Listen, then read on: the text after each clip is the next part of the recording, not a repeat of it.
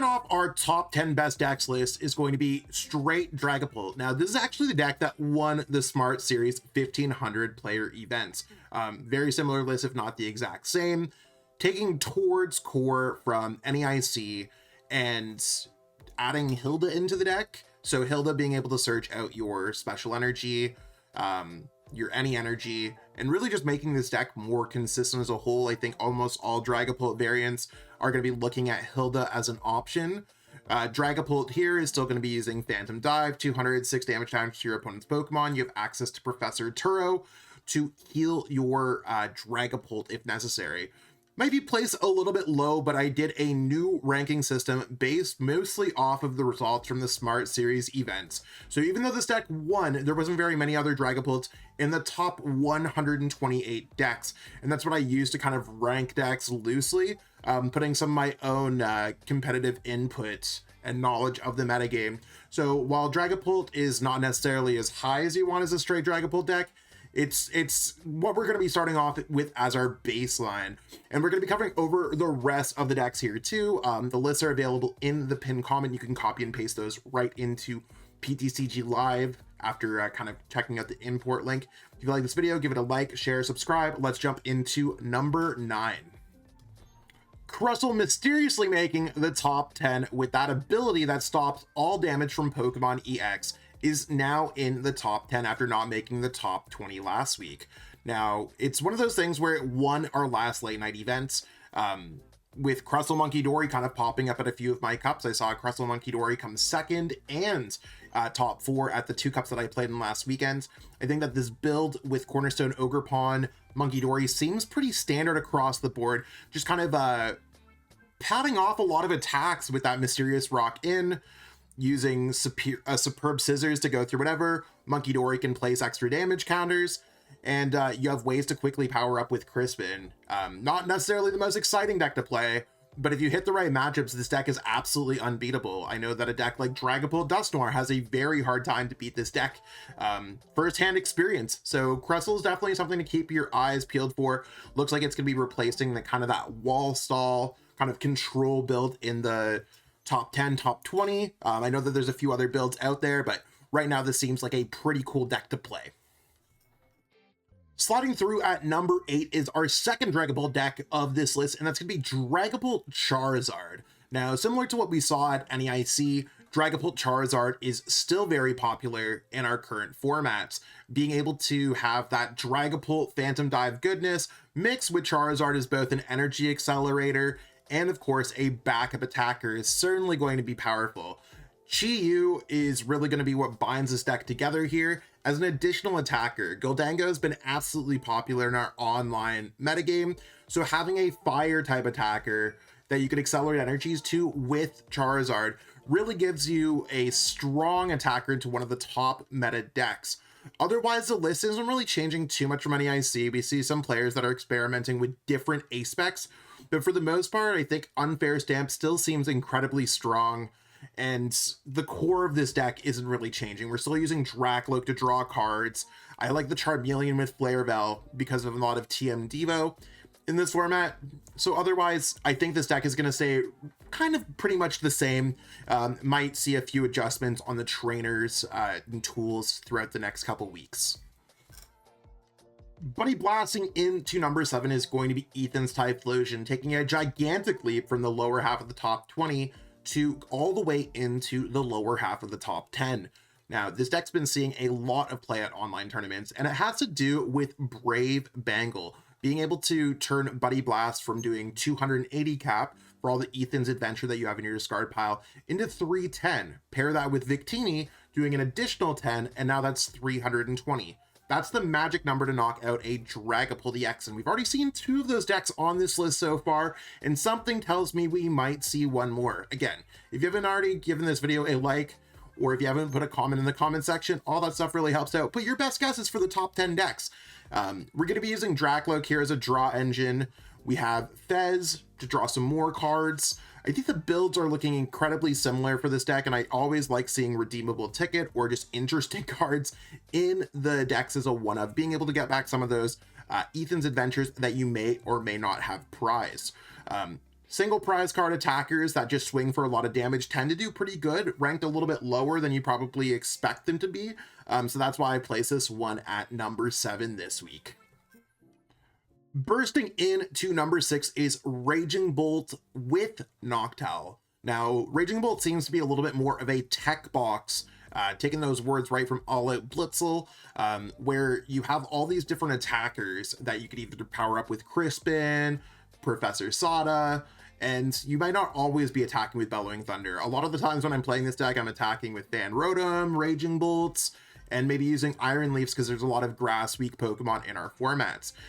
Pretty similar list to what we've kind of been rocking with for the past few weeks, and we're just going to be choosing between different attackers. So if you need Bellowing Thunder to knock out a big HP Pokemon, go for it. If Raging Bolt's going to be knocking out some single prize card Pokemon, that's awesome too.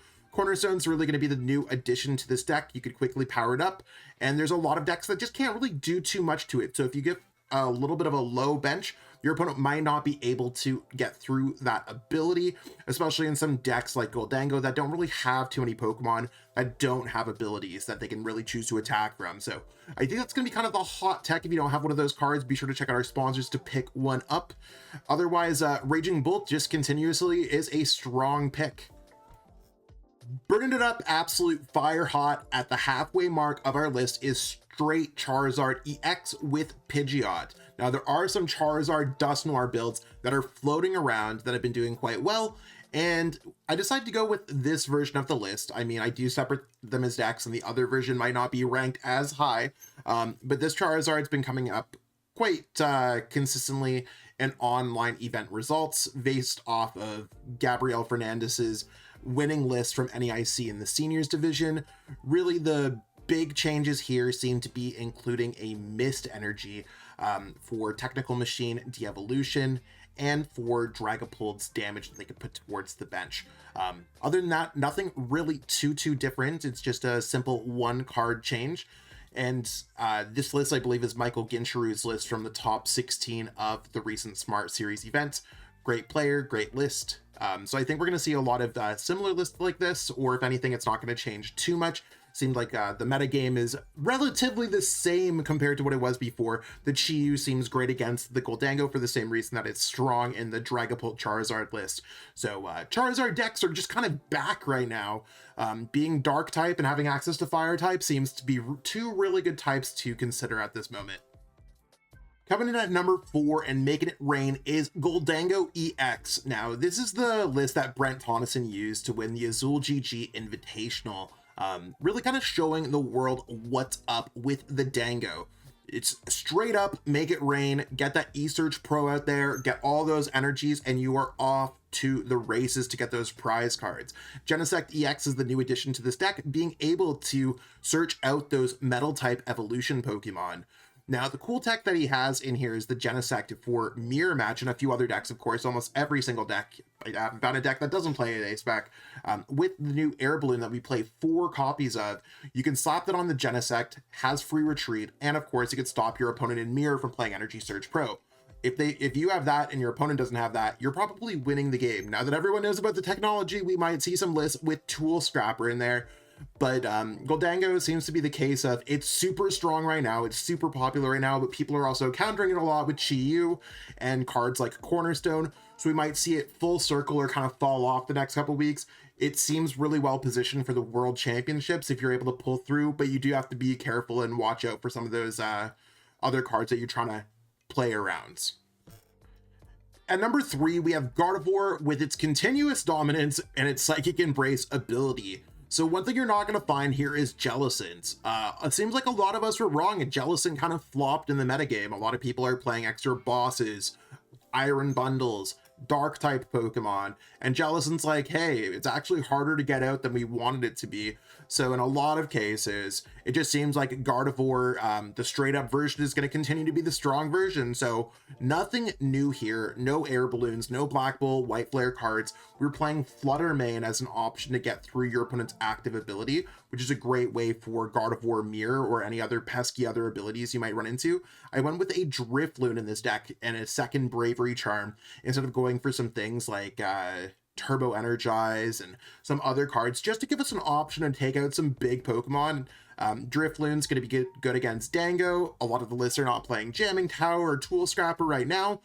Should be an okay option, but otherwise it's just going to be kind of that Psychic Toolbox Tech Box that we're able to go through our opponent's deck and really have some strong answers. I could see Mew EX getting slotted back into this deck for Flutter Mane, depending on how the metagame shapes up. Really looking at kind of like a Riley McKay NAIC list in that case. Our runner-up, and seems like it's our runner-up every week, is going to be Dragapult EX with Dustnoir. I think this is the best version of Dragapult because Dustnoir allows you to have the mobility to get around different Pokemon. So taking pretty much the same build we had for straight Dragapult, adding in Dustnoir, and having it less teched out a little bit. I went with Tool Scrapper here so we can get around Genesect, so we can still attach Neo Upper Energy. That's probably better than Jamming Tower in this build, especially if we're able to kind of get around that. Can also be useful against things like Drifloon and just other tools that we run into.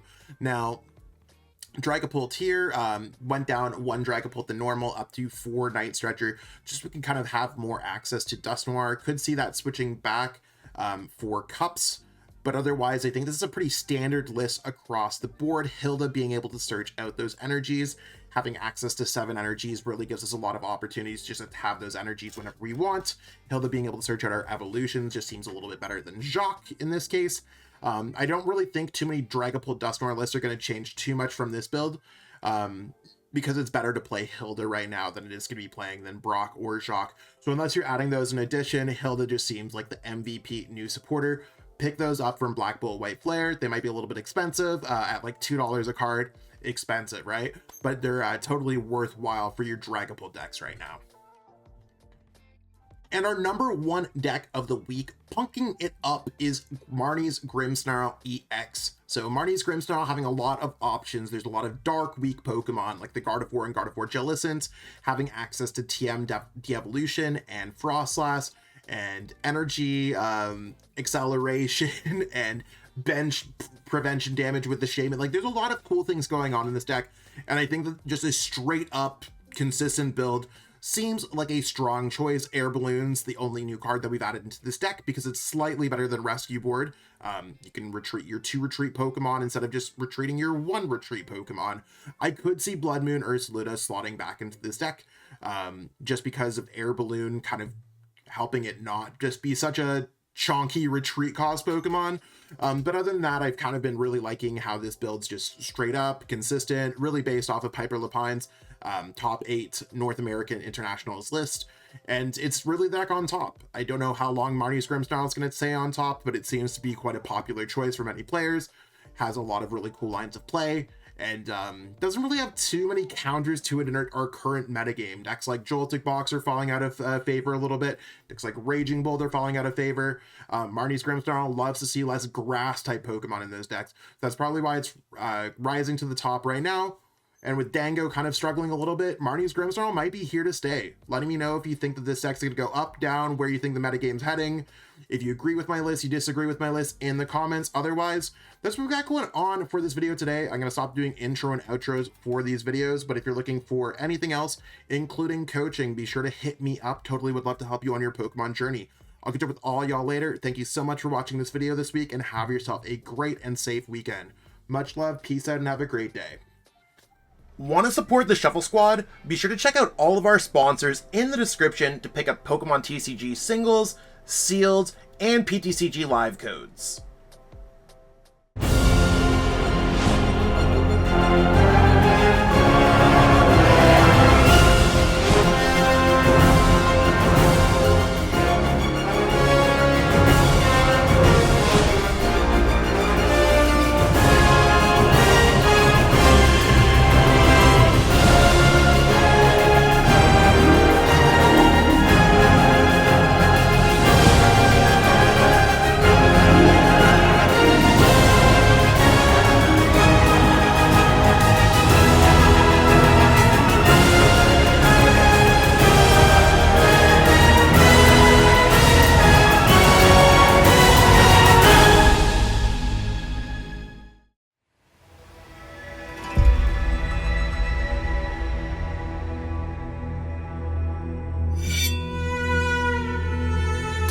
始まりは常に道への一歩である。それは闇へと続く。初めの一歩を踏み出すには勇気がいる。そして旅の終わりには旅を始めた時の自分とは別人になっているかもしれない。旅に出よう。物語の次の章がお主を待っている。将軍の道を歩め。侍の箱とともに。アルティメットガードが送る冒険の第一章。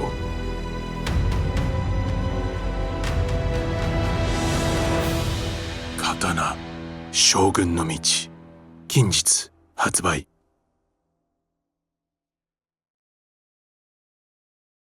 Thank you so much for watching this video. I hope that you enjoyed the content that we have today, and maybe you'll click on one of these other videos, enjoy those videos too. If you haven't already, give this video a like, subscribe to the channel, and let us know in the comments what video you want to watch next.